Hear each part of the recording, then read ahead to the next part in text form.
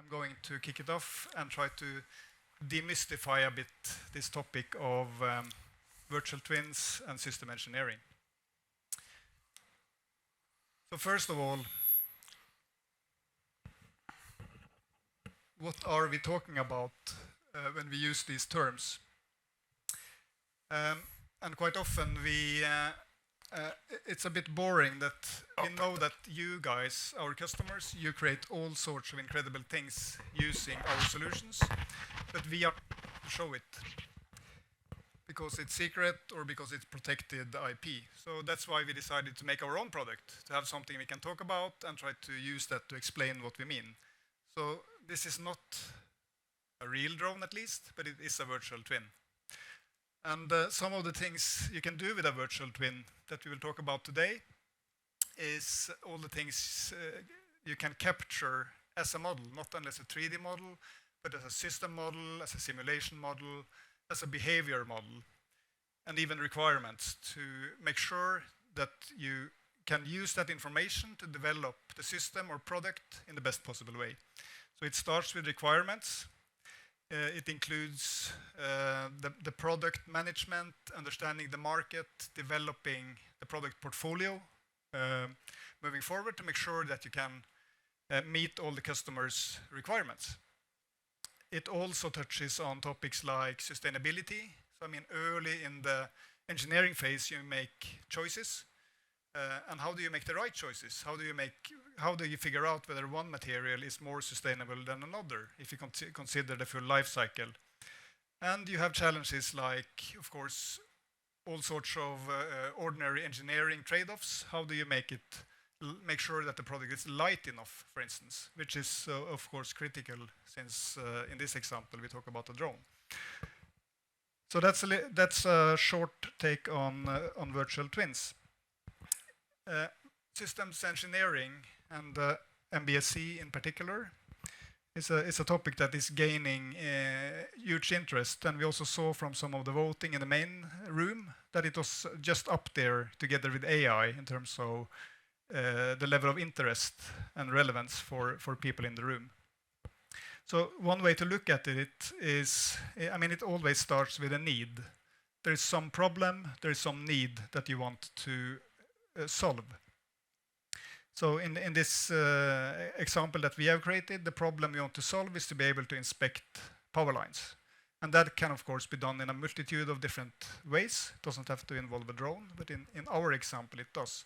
But it could also imagine it be doing manually. It can be done with helicopters. It can be done in many different ways. So it begins with the need, and then you have to figure out what is the best solution, what is the right solution, how do you investigate and evaluate alternatives before you go into the details.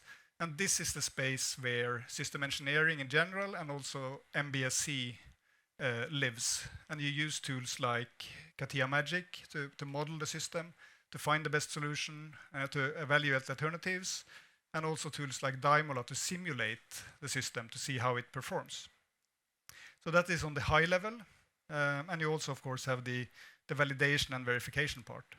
But then as you narrow it down and get closer to something that can actually be made, you are more into the domain of model-based design and model-based engineering, using tools like CATIA, SolidWorks, Delmia for manufacturing, Simulia for simulation, to really verify and to model the product in detail, all the different aspects, and to ensure that it's going to be easy and convenient to manufacture.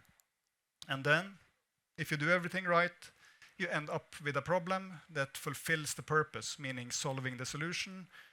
In this case, a drone that is suited for inspecting power lines.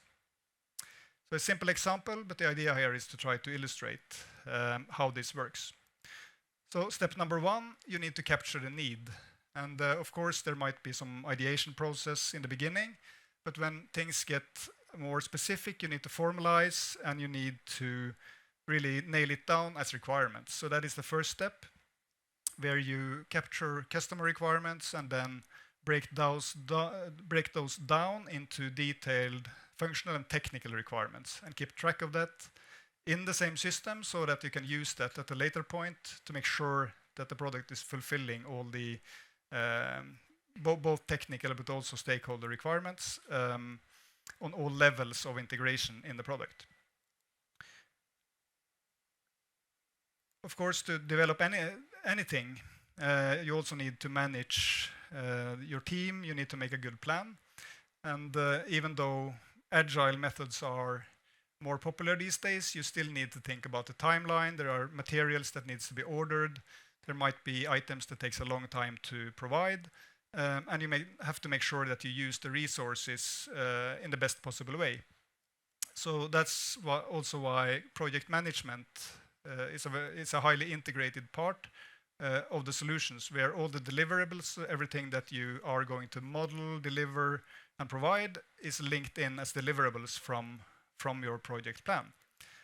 And also to make sure, and this is where we can really start to talk about model-based ways of working, not only within engineering and in MBSE, but also in general, that the model is a means of communication. So when you have a tool and a platform that give everyone access to look at the model or models, you can, to a much larger extent, use that to make it easy for people to understand what you're talking about, what is the impact of a change, and even allow, let's say, ordinary people to get access to simulation results. It's not only for the simulation specialists and experts anymore. In our little case here, the problem we come across was that when scaling up or adapting our existing drone to be able to perform the task of inspecting power lines, it comes with some new requirements. So it needs some additional sensors like cameras. It needs to have a longer range, so it needs a bigger battery. It will be more heavy since it's more equipment mounted on it, so you need more powerful propellers. So we cannot solve this problem with our existing design. And by the way, the simulation shows that during the impact test, these arms are breaking. So that's not good. So we need to look for an alternative solution, which we'll get back to later. But before we get there, we are very much in the systems engineering domain. So starting with the beginning, what is the problem we need to solve, or that our customer want to solve?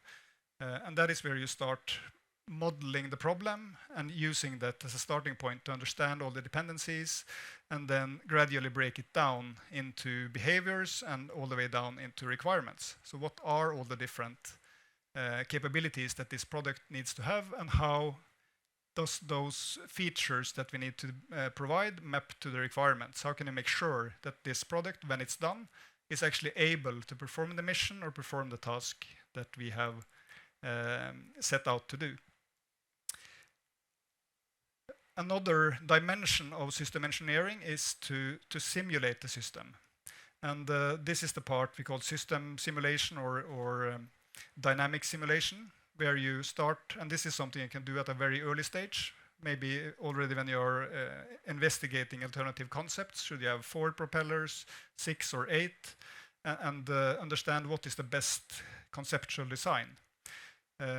And with these tools, you can actually simulate how the drone is going to fly. So what you see on the side, the video is not playing, but you can actually see how the different sensors are responding to the drone's behavior in the air, and you can see the necessary power for each of the motors, for instance. So what you see to my left, far left, is the actual power that goes into each of the motors to keep the drone level and stable. So you can figure out a lot of these fundamental design concepts at a very early stage and verify that whether it's going to be successful or not. As you get closer to implementation, more into the design and engineering domain, you need to make sure that the outcome from your system work can be organized and made available to the engineers who need to do the detailed design, mechanical design, programming, the control software, all the electronics, and all the things that needs to be there. And that is where the an important bridge between those two worlds is what we call the logical product structure, when it's still only the modules that you need for a product or system to perform a certain task. So in case of a drone, we already know some of the main components. We know that it needs a controller, it needs motors, it needs a battery, but we don't need exactly which one. Are we going to make it or are we going to buy it? That is something you figure out later. When you get more into the detailed engineering, you get into traditional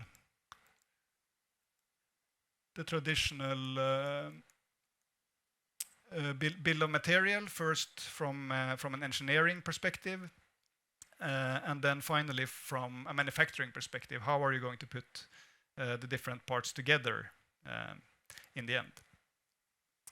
So again, then more from a commercial perspective, more from a product management perspective, since our analysis showed that our existing drone, or the drone is the right type of product to solve the task, but we need a drone with extended capabilities. It needs to be more powerful, it needs to have a camera, it needs to have a longer range and all of that. So from a product management perspective, you also need to start thinking about how can we build on our existing portfolio? Can we make a variant of something that is already designed, or do we need to develop something completely new?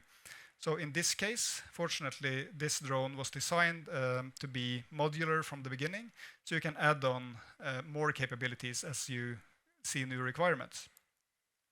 So what we can do in that case is to plan for the next model or the next variant of the drone to include additional capabilities beyond the ones that we had from the beginning. So our existing drone, which is called the Quad Node Pro, has a certain setup, and this is more for a personal use type of drone, quite lightweight and with limited range. But the one we need to solve the task of inspecting power lines needs to be much more powerful, needs to have a camera, and so forth. So from our existing catalog of options, and by adding some new capabilities, we can then configure a new variant on top of the core design that we already had. So that is the Quad Node Pro Plus, which is the drone that we are going to develop as a new version or a new variant, to be able to solve those, to be able to do this power line inspection. And if you remember from the early simulation, it was not the arms that hold the propellers were not strong enough, so they were made from plastic from the beginning, so they are breaking under the conditions they need to operate under, which is not good. So the engineering team suggests is that we replace the plastic design with an aluminum design. And the first question we ask is whether this is going to be sustainable or not. To do that, we run an LCA analysis, where you, based on the material definition, the weight, the existing design, you can analyze various aspects of the environmental impact. So in our case, we are mainly concerned about the CO2 footprint, but you can also study all other aspects like energy consumption, raw material usage, and so forth. And you can do that by life cycle phase.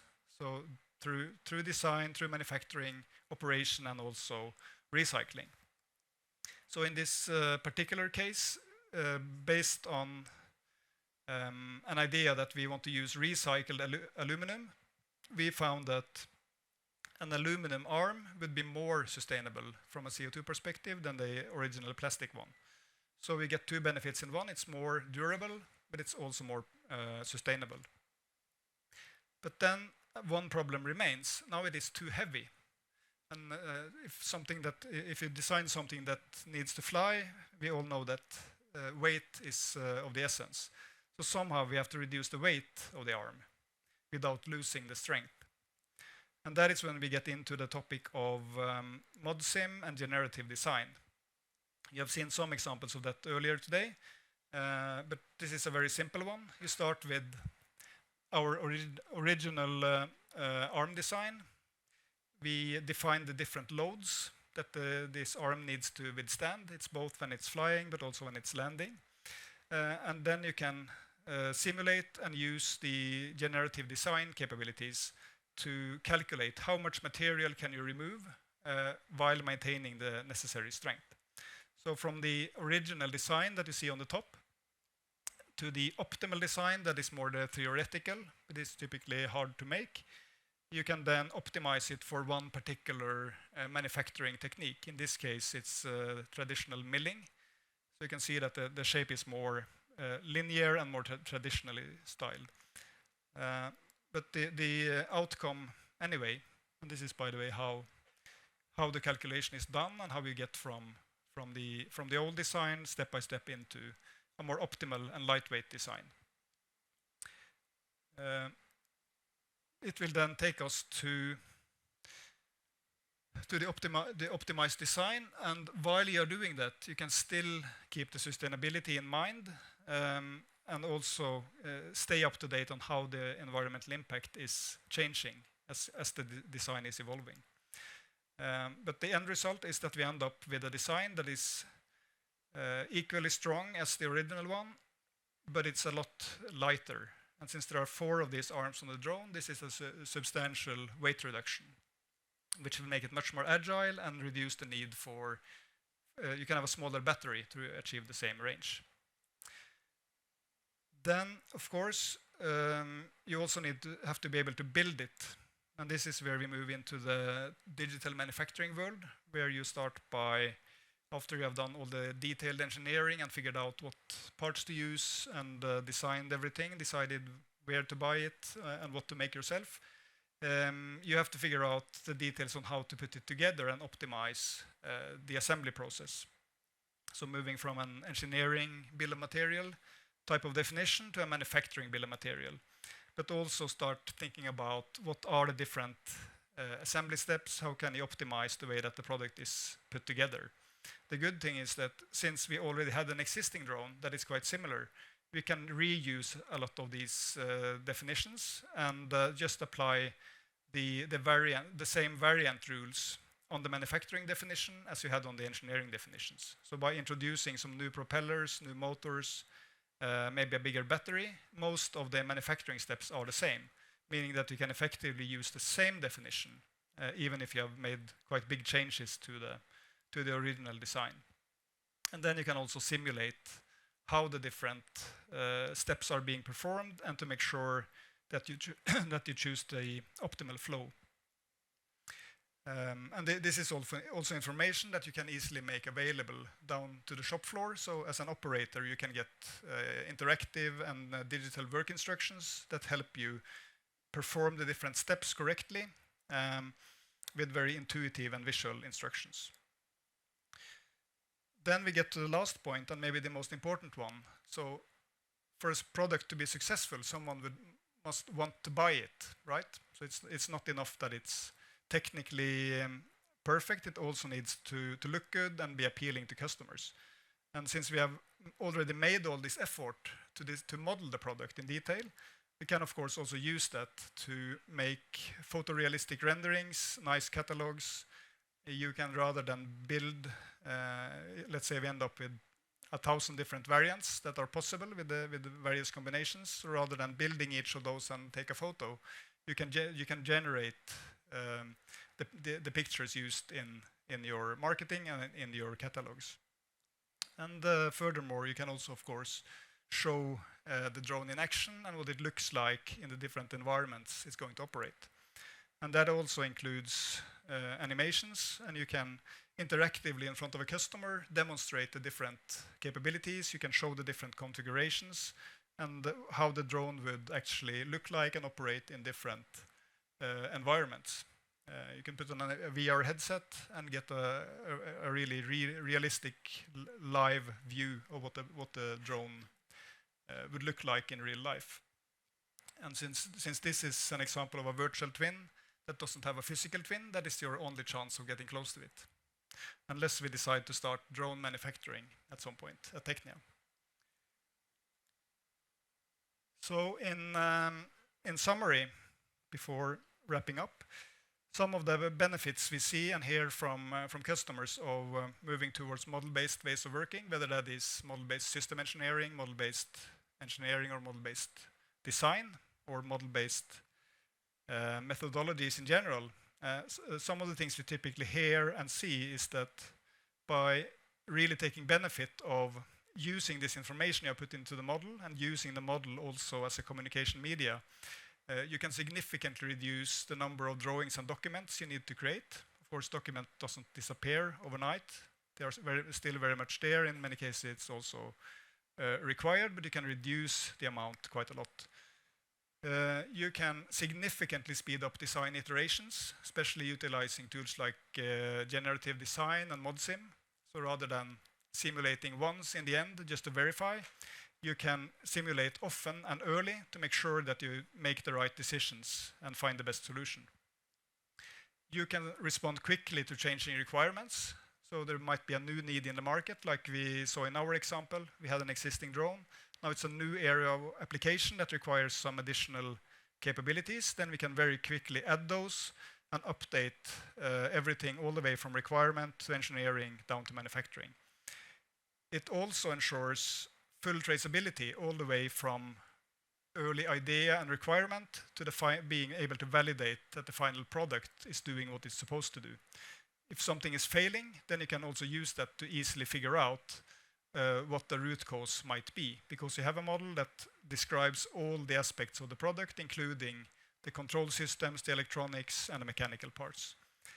And finally, and maybe most importantly, is that the next generation of engineers graduating from engineering school and universities today, they expect the world to be like this. They don't want to sit in front of a drawing board or use a 3D system to make 2D drawings. They have grown up in a 3D world in gaming, so they think that the world is like this already.